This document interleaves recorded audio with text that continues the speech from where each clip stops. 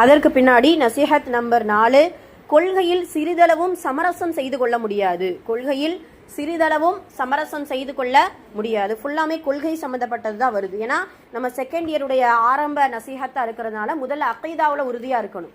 அதுக்கு பின்னாடி தான் கல்வி, ஒழுக்கம், அதுக்கு முன்னாடி ஷரியத்துறை சட்டத்திட்டங்கள். முதல்ல கொள்கை தான் நமக்கு சரியான முறையில் இருக்கணும். அந்த கொள்கையில சிறிதளவும் என்ன செய்ய முடியாதா? சமரசம் செய்ய முடியாது. எந்த அளவுக்கு தெரியுமா?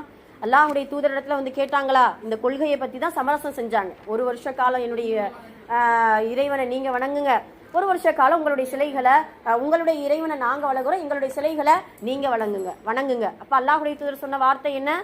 லக்கும் தீனுக்கும், உங்களுடைய மார்க்கம் உங்களுக்கு. சமரசம் செய்யவே இல்லை அல்லாஹுடைய தூதர். எந்த அளவுக்கு தெரியுமா?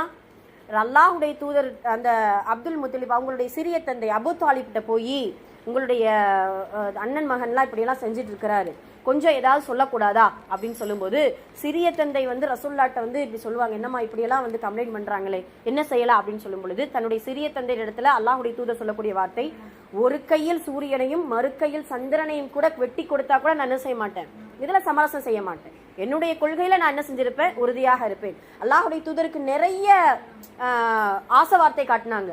பேர் வேணுமா, புகழ் வேணுமா, பெண் வேணுமா, பொன் வேணுமா, என்ன வேணுமோ உங்களுக்கு நாங்க தாரோம். உயர்குல பெண்ணை 10 பெண்கள் உங்களுக்கு மனமுடித்து தாரோம். அதெல்லாம் மசியலர் அல்லாஹுடைய தூதர் எவ்வளவுதான் சொன்னாலும் அந்த கொள்கையில மட்டும் சமரசமே செய்வதே கிடையாது. சுப்ஹானல்லாஹ். அப்ப இதுல பாருங்க, அப்துல்லா இப்னு ஹிஷாம் ரலியல்லாஹு அன்ஹு அவர்கள் கூறுகிறார்கள், நாங்கள் நபி ஸல்லல்லாஹு அலைஹி வஸல்லம் அவர்களோடு இருந்தோம். அப்போது நபி ஸல்லல்லாஹு அலைஹி வஸல்லம் அவர்கள் உமர் ரலியல்லாஹு அன்ஹு அவர்களை கையை பிடித்து கொண்டிருந்தார்கள். அல்லாஹ்வின் தூதர் ஸல்லல்லாஹு அலைஹி வஸல்லம் அவர்களே, என் உயிரை தவிர எல்லாவற்றையும் விட உங்களை நான் நேசிக்கிறேன். வார்த்தை சூப்பரா இருக்கு பாருங்க. என் உயிரை தவிர எல்லாவற்றையும் விட உங்களை நான் நேசிக்கிறேன். உமரே, இல்லை, என் உயிர் எவன் கைவசத்தில் இருக்கிறதோ அந்த அல்லாஹ்வின் மீது, அவன் மீது சத்தியமாக உங்கள் உயிரை விடவும் நானே பிரியமானவனாக ஆகும் வரை உண்மையான முக்மீனாக முடியாது என்று நபி ஸல்லல்லாஹு அலைஹி வஸல்லம் அவர்கள் கூறினார்கள். உடனே உமர் ரலியல்லாஹு அன்ஹு அவர்கள், அல்லாஹ்வின் மீது சத்தியமாக என்னுடைய உயிரை விடவும் தாங்களே பிரியமானவர்களாக இருக்கிறீர்கள் என்று கூறினார்கள். அதற்கு நபி ஸல்லல்லாஹு அலைஹி வஸல்லம் அவர்கள், உமரே, இப்போதுதான் சரியான ஈமானுக்கு வந்துள்ளீர்கள் என்று கூறினார்கள். எவ்வளவு அழகான வார்த்தை! சுப்ஹானல்லாஹ். இதில் கூட சமரசம் கிடையாதாம். இந்த தலைப்புக்கும் இந்த சம்பவத்துக்கும் என்ன சம்பந்தம் அப்படின்னு சொன்னா, உயிரை தவிர எவ்வளோ பெரிய நேசருக்கு அடுத்து என்ன நீங்க நேசிச்சாலும் உங்களுடைய உயிரை விட என்ன நேசிக்கணும். இது எப்படின்னா, இது எப்படி ரசூலுல்லாஹ் என்ன பேசுறீங்க?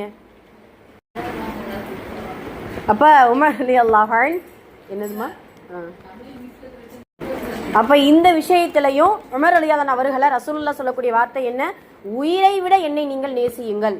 இது எப்படி இருக்குது பார்த்தீங்கன்னா, இப்போ நம்ம இருக்கிறோம், நீங்கள் வந்து உன்னை எனக்கு ரொம்ப பிடிக்கும், எந்த அளவுக்கு பிடிக்கும், என்னுடைய அம்மா அத்தாவை விட ரொம்ப பிடிக்கும் அப்படின்னு சொல்கிறோம். அப்படியெல்லாம் இருக்கக்கூடாது. உன்னை விட நீ என்ன நேசி அப்படின்னு சொன்னால் ஒரு தற்பெருமை ஏற்படுதோ? அது கிடையாது. இது வந்து நம்மளிடத்துல தற்பெருமை. ஆனால் அல்லாஹுடைய தூதர் இடத்துல என்ன அப்படின்னா, அதுதான் கொள்கை. ஏன்னா அல்லாஹ்வே சொல்றான், அத்தியுல்லாஹ வ அத்தியுர் ரசூல். எந்த இடத்துல அல்லாஹ் சொல்றானோ அதுக்கப்புறம் அல்லாஹுடைய தூதருக்கு கட்டுப்படணும். அப்ப அல்லாஹுடைய நேசத்திற்கு அடுத்து யாரை நம்ம நேசிக்கணும்? நபி ஸல்லல்லாஹு அலைஹி வஸல்லம் அவர்களை நேசிக்கணும். அதனால தான் உமர் ரலியல்லாஹு அன்ஹு, உமர் ரலியல்லாஹு அவர்கள் அதில் கவனிச்சிங்களா? அந்த கை அதெல்லாம் இருக்கா? அந்த நேசத்தின் வெளிப்பாடு. உமர் ரலியல்லாஹு எப்பயுமே வலது பக்கம் அபூபக்கர், இடது பக்கம் உமர். அவங்க எந்த அளவுக்கு அப்படின்னா, இறப்புல கூட உங்களுடைய ஒற்றுமை. இவங்களை போல திக் ஃப்ரெண்டு, உலகத்திலேயே ரொம்ப ஒரு முன்மாதிரியான ஒரு தோழர்கள் அப்படின்னா நபி ஸல்லல்லாஹு அலைஹி வஸல்லம் அவர்களும் அபூபக்கர், உமர் ரலியல்லாஹு அன்ஹு அவர்களும் தான். உமர் ரலியல்லாஹு அவர்கள் அவ்வளவு நேசம். எந்த அளவுக்கு அப்படின்னா, இஸ்லாத்துக்கு முன்னாடி இவரை போல இஸ்லாத்தின் எதிரி யாரும் கிடையாது, உமரை போல. அதே போல நபி ஸல்லல்லாஹு அலைஹி வஸல்லம் அவர்களுக்கு அவங்கள பார்த்தா அவ்வளவு என்ன செய்யும், கோபம் வரும். வெட்ட வந்த ஒரு மனிதர். அதே போல ரசூலுல்லாஹ்வுக்கு எல்லா வகையிலும் துன்பம் கொடுக்க நினைத்த ஒரு மனிதர். அப்படியே ஆப்போசிட்டா இஸ்லாத்துக்கு பின்னால் ரசூலுல்லாஹ்வை யாரு ஒரு வார்த்தை சொன்னா உடனே வாளையும் கோபத்தையும் கொண்டு அவர்களை வந்து தாக்கக்கூடிய அளவுக்கு அவங்களுடைய நேசம் இருந்திருக்கு. அப்போதான் ஒரு நாள் உமர் ரலியல்லாஹு அவர்களுடைய கை ரசூலுல்லாஹ்வுடைய கையில் இருக்கும் பொழுதுதான் அழகான ஒரு சந்தர்ப்பம். அப்ப இந்த சந்தர்ப்பத்துல மூலம் அவர்களுடைய அன்பையும் நேசத்தையும் வெளிப்படுத்துறாங்க.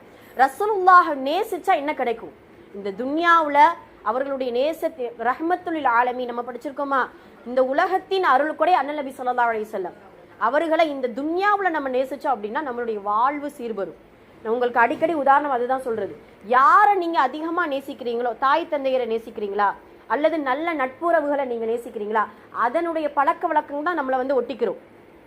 சில நேரம் கெட்ட நண்பர்களுடைய நேசம் அதிகமா இருக்குது அப்படின்னா அந்த கெட்ட நண்பனுடைய பழக்கம் தான் என்ன செஞ்சிடும், நம்மளை ஒட்டிக்கிறோம். அதே போல நம்மளுடைய நேசம் அல்லாஹுடைய தூதர் மீது இருந்துச்சுன்னா நம்மளுடைய பிள்ளைகளுக்கு அதை அப்படிதான் சொல்லணும். இது அல்லாஹுடைய தூதர் ரசூலுல்லாஹ் சொல்லி கொடுத்ததுப்பா, ரசூலுல்லாஹ்க்கு ரொம்ப பிடிக்கும், சொல்லி சொல்லி வழங்க சுப்ஹானல்லாஹ். அவங்களுடைய ஒவ்வொரு பேச்சும் அப்படிதான் இருக்கும். இது ரசூலுல்லாஹ்க்கு பிடிக்குமா, அல்லாஹுக்கு பிடிக்குமா, நாம ஏதாவது தப்பு செஞ்சா கூட இது அல்லாஹ் பிடிக்காதுமா அப்படிங்கிற சொல்லக்கூடிய அளவுக்கு என்ன செய்வாங்க நம்மளுடைய பிள்ளைகள் அந்த அளவுக்கு வளருவாங்க. அப்ப நம்மளுடைய நேசத்தை முதல்ல அல்லாஹுடைய நேசத்தை நாமும் நம்மளுடைய பிள்ளைகளுக்கு ஊட்டணும். அதே போல அல்லாஹுடைய தூதருடைய நேசம் கண்டிப்பாக இருக்கணும். இந்த இடத்துல இன்னொரு விஷயம் கவனிக்கணும். என்னன்னா, உலகத்துல நேசிக்கக்கூடிய மனிதர்கள் எந்த சில பேர் மனிதர்களை நேசிப்பாங்க, சில பேர் பொருளாதாரத்தின் மீது மோகம். அல்லாஹு தஆலா குர்ஆன்ல சொல்வாலையா, அல் மாலு வல் பனூன ஜீனத்துல் ஹயாத்து துன்யா. இந்த துன்யாவுடைய அலங்காரமே சில பேருக்கு மால் பொருள் செல்வமும் ஜீனா நம்மளுடைய பிள்ளைகளும் தானா, அலங்காரம் தான். அல்ஹம்துலில்லாஹ். அதுல நிறைய பேருக்கு நேசம் அதிகமா இருக்கும். நம்மளுடைய பிள்ளைகளுக்காக எத்தனையோ நம்முடைய வாழ்க்கைய இது பண்ணி ஆசைகளை துறந்து எவ்வளவு விஷயங்களை நம்ம சேர்த்து கொடுத்துருக்கிறோம். இப்ப இதை விட ஒவ்வொருத்தவங்களுக்கு ஒவ்வொரு நேசம் இருக்கும். ஆனால் ஆஷிகீன்கள், ஆஷிகினா காதலர்கள், அதெல்லாம் இது வந்து தவறான வார்த்தை கிடையாது. அல்லாஹுடைய தூதர் மீது அவ்வளவு காதல், அவ்வளவு லவ் யாருக்கு இருக்குதோ அவர்கள் நேர்வழியிலிருந்து பிறளவே மாட்டாங்க.